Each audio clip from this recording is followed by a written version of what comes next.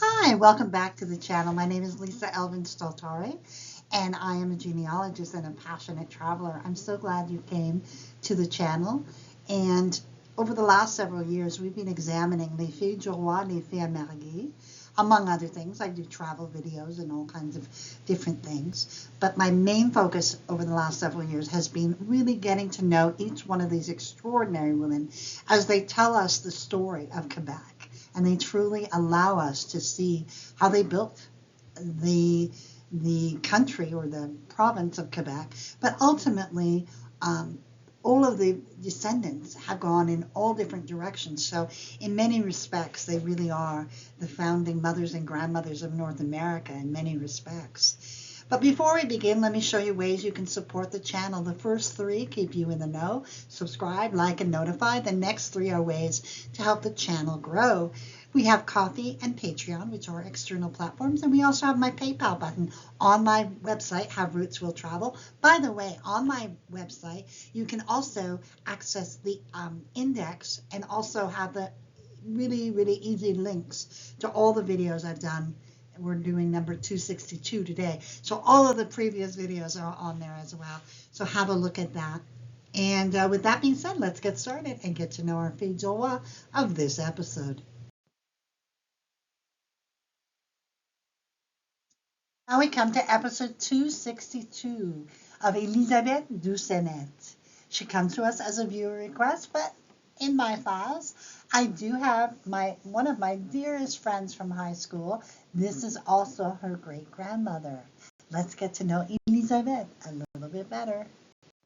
So Elisabeth was born in 1647 in the city of La Rochelle, France. She was baptized as Protestant.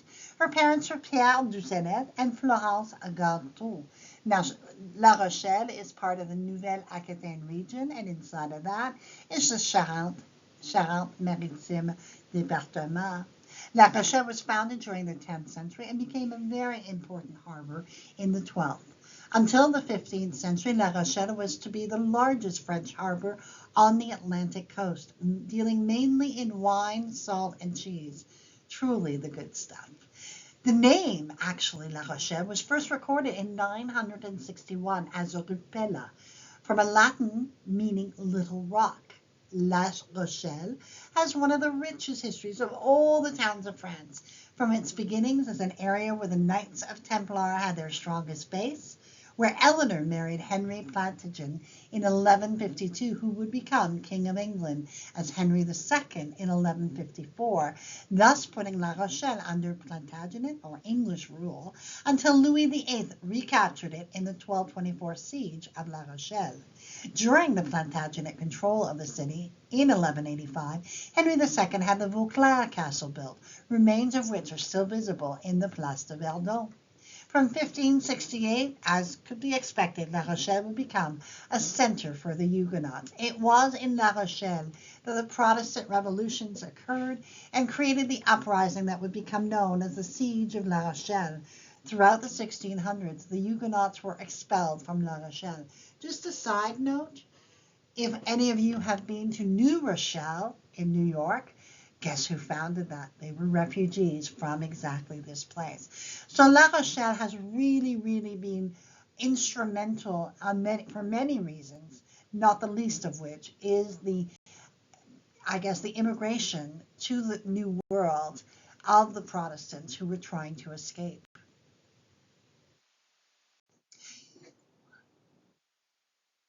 So we don't know exactly when Elisabeth would come. We believe it's 1666. Her sister Marguerite had arrived as a fille mariée in 1662. And we know that this was the period of time in La Rochelle that was very dangerous. So it is logical to assume that they were trying to find a safe place to live. And Elisabeth was worth about 200 pounds. The groom that she would select and who selected her, and I'm not sure they didn't already know each other, but he also was from La Rochelle and he was also Protestant. He was born in 1644. His parents were Isaac Bedard and Marie Gérard. Now, when did he come and in what circumstance? Jacques would come to New France in 1661, so we really can understand, really, they were escaping. And they came, his mother and father, and 5 siblings, and then Jacques, all came to New France to create a safe haven for themselves. He would be confirmed in 1662. So this means that you couldn't be Protestant and live in New France, but you could become a Catholic, if you will, and at least have that safety net. Presumably, Elisabeth would also have been confirmed, and she and Jacques would be married October 4th, 1666, at Quebec City. They would, of course, spend some time at Quebec City. We have the 1667 census, where we have Jacques, 23, and Elisabeth, Doucinet, 18, for Arpin-Valard, so that equals to about maybe 2 acres of land. Presumably this would have been something his father would have given him, that sort of thing. So let's explore a little bit about Quebec City. It was founded in 1608 by Samuel de Champlain. It is the capital of Quebec. About 500,000 people live there. And we have here 2 pictures of places that would have existed during the time of Jacques and Elisabeth. The top picture is of La Maison Jacquet, as it was called, and it was built in 1675. It is the oldest surviving private residence. And if you'd like to tour it, it's home to a very famous restaurant, appropriately called Aux Anciens Canadiens. Now on the bottom we have Le Petit Champlain, which is the shopping center, which claims to be the oldest commercial district in North America. Then we have a depiction of what Quebec would have looked like in 1700 and a more vintage map, probably from the 1950s, that existed of how Quebec looked at that time. The family would settle at Charlebourg eventually, and Charlebourg is a borough now of Quebec City, but at the time it was its own very special place. The origins of Charlebourg begin with the concession of the Seigneurie of Notre-Dame-des-Anges in 1626, of which Charlebourg was part of. In 1665, the new intendant of justice, our famous Jean Talon, set out to establish 3 new villages further north on that plateau. You can imagine that the Jesuits who owned the area, who were the seigneurs, were not pleased. The first of the villages consisted of a 25 arpents, remember that's acres, and it was lined up in a square. So Charlebourg was set up, Bourg Royal and Petit-Stoleng. So you can see Charlebourg is the bigger one. And it's laid out kind of in a star or wheel shape with a small square in the middle, which represented the church and more the communal area of the town. And all of the land pointed toward that, giving it a star-shaped pattern.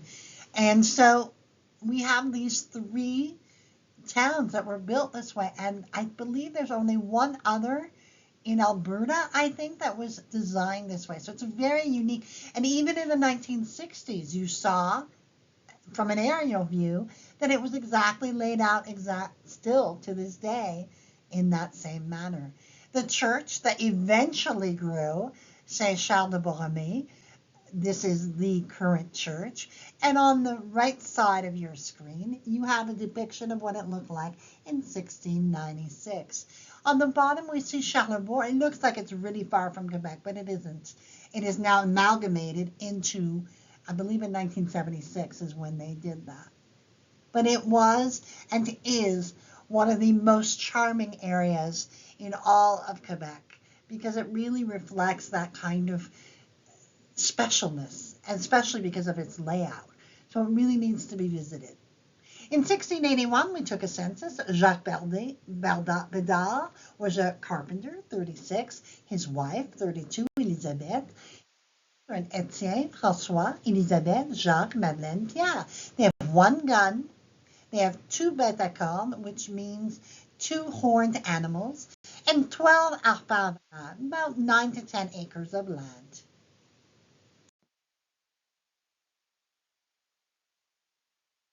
So the family would grow. It would grow by 17. Let's have a look at the children. Their first child, Marie, would die before the 1681 census. Etienne would marry Marie-Jeanne Villeneuve and have two children, both of whom made it to adulthood before his early death at 33. Charles would die in infancy. François would marry Marie-Madeleine Auclair and have five children, all of whom made it to adulthood. He would then marry Marguerite Coeur and have one child who would survive. Marguerite's mother was a fille du roi who we have not yet profiled, Elisabeth Marchand. Elisabeth would marry Julien Brousseau and have three children. Unfortunately, none of them survived. Jacques would marry Elisabeth Renaud and have seven children, all of whom survived. Elisabeth's mother was Marie de la Mare, who we featured in episode 200. Louis, we don't have any more information of, but we are pretty certain that he died before the 1681 census. We have Marie-Madeleine, who married Louis Renaud and had 11 children, all of whom made it. Louis's mother was also Marie de la Mare, who we featured in episode 200. Pierre would pass away at age 25. Catherine would marry Georges Allard and have three children, all of whom survived. Georges' mother was Jeanne Languet, who we featured way back in episode 94. Françoise would pass away in infancy. Thomas would marry Jeanne Françoise Huppé and have seven children, all of whom survived. Charles would marry Suzanne Elisabeth Huppé and have 13 children, 8 of whom survived. Marguerite would marry René Allary and have 8 children, 6 of whom survived. Marianne would die at 22 years of age, unmarried. Marie-Jeanne would marry Joseph Renaud and have 2 children, both of whom survived. And yes, his mother was Marie de la Mare, who we featured in episode 200. So you see, 3 of the Renaud children married 3 of the Bedard children. So that is a link between those families. Joseph would marry Nicolas Jacques and have 3 children, all of whom survived before her own early death at 25.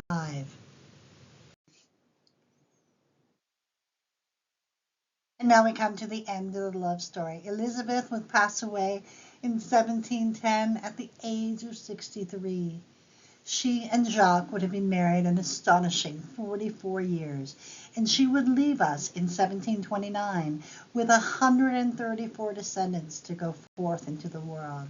Jacques himself would die a mere 7 months later at the age of 67, and they are both buried in Charlebourg.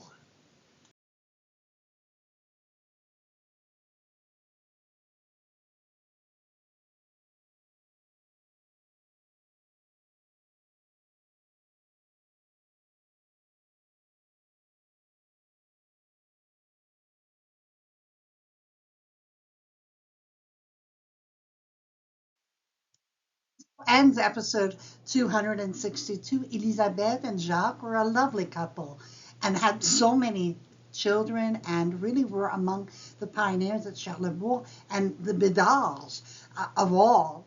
That name is truly, truly a very prominent name in Quebec to this day. I grew up with Bedards. So it really is a very prominent family and they connected with so many others. So I suspect many of you will find a Bedard in your tree, and that would be Elisabeth, who was the matriarch. So I hope you've enjoyed this episode. I also want to say thank you to my patrons and supporters and subscribers. You are all amazing, amazing. So thank you so very much for your contributions and your support. It really means the world to me. And with that, I will say adieu and au revoir until I see you on the next episode of Les Filles du Roi.